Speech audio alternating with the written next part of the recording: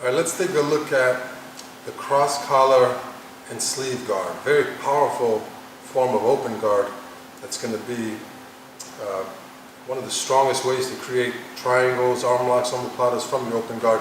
An open guard that can connect to pretty much any other variation of open guard. So let's take a look, starting first from the knees.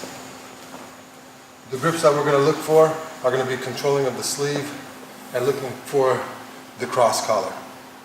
Now these attacks are going to work whether your opponent's on 2 knees or they're standing on 2 feet. Nothing really changes until they introduce a staggered stance. We'll talk about that in a moment. So on the side that we are dominating the sleeve and the collar, we're going to look to connect our foot to that hip.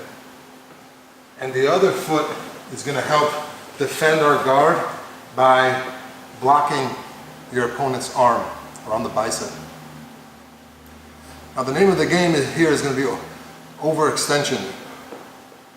We want to use pulling to get our opponent out of position to begin attacking. Just having these control points, the sleeve, the collar, the feet connected to the hips and the bicep, this is going to be really good defensively. It's a really strong block. It helps you manage the distance. But when we're looking to generate offense, we have to really apply pulling mechanics. We have to flare the elbow, pull on the collar. As you see right now, my training partner is starting to become overextended. That's what we're looking for before we pull the trigger. So sometimes when we get them overextended, we can attack the arm. We can attack the triangle. What's going to be the difference between those two is whether I'm going under or over his arm.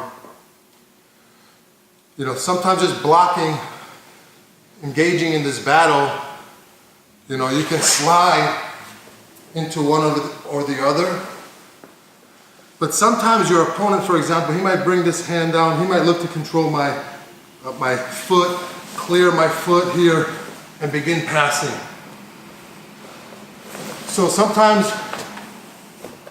if he goes down, he's trying to connect, well, he put his hand down for me. But that's what we're looking for. We're looking to block this arm to defend our guard, but it's also gives us an idea of where he's going to be vulnerable. If the arm goes under my body, it's going to slide into a triangle. If he tries to go over my arm, he flares his arm up, then we slide under. And anytime you get them overextended, anytime their elbow starts coming closer to you, another strong option is to put their grip in your pocket and connect your knee, your thigh, behind the elbow. Once you get that bend in the arm, simply clear the leg, and now we're into our omoplata attacks. So let's look at an entry from the closed guard.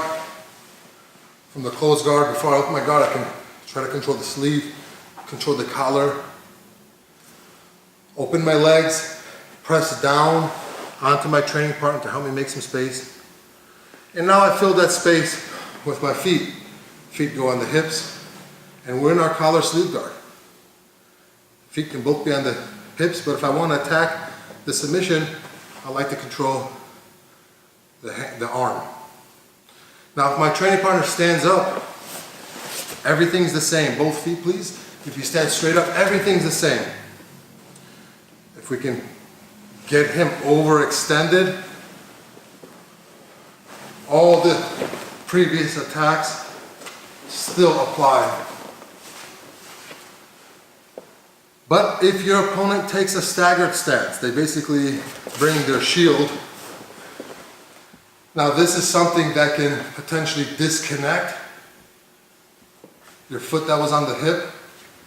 In that case, connecting a De La Riva hook is another good option to maintain control, give you another control point. But if you want to attack the triangle, you want to attack the arm lock, you're going to have to clear this shin out of the way, because this is a very strong tool he's using to block all those offensive options. So let's clear it. We're going to put the foot on the floor, quickly turn in, just to get enough space to introduce the shin to shin. Because if I'm here, to come shin to shin is very challenging for me. So hipping away gives me the space to bring the shin in. The bottom part of my shin pushing to the bottom part of his. Now just boom. It's clear. It's only going to be clear for a second. So I have to quickly put the foot on the hip, and the foot on the hip can now get us in position to attack the shoulder, the triangle. All the previous attacks are going to open up for you if we clear that shin out of our way. Let's look at another entry into the collar sleeve. From the standing position, if I can control my training partner's lead hand, cross collar. Now we're going to just squat, foot on the hip, and now we're into our cross collar sleeve. One more option. Anytime your opponent is standing square, whether he's standing, whether he's on his knees, another option is just going to be the reset. Pull him back into your closed guard. The only thing that would stop him from going back into your closed guard is if he introduces that shield again. So those are the primary attacks from the cross collar. You have your feet that are helping you manage the distance. You have your grips that are helping you get your opponent out of position, getting them overextended. Just a last point to leave you with is the whole objective offensively when we play the cross collar sleeve. Like right now, you see Goran he's standing strong. He's upright. Even get a little bit. This is going to be very difficult to attack him from.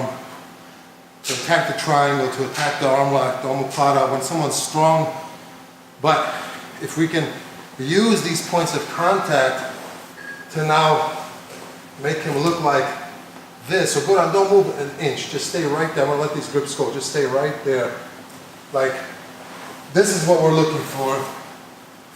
We're looking for the more that you can get your opponent to be overextended, the more vulnerable they are when you decide to pull the trigger on those submissions. So keep that in mind. Your feet are gonna help you defend, block, maintain the guard. But when it comes down to pull the trigger, you're going to have to get them overextended.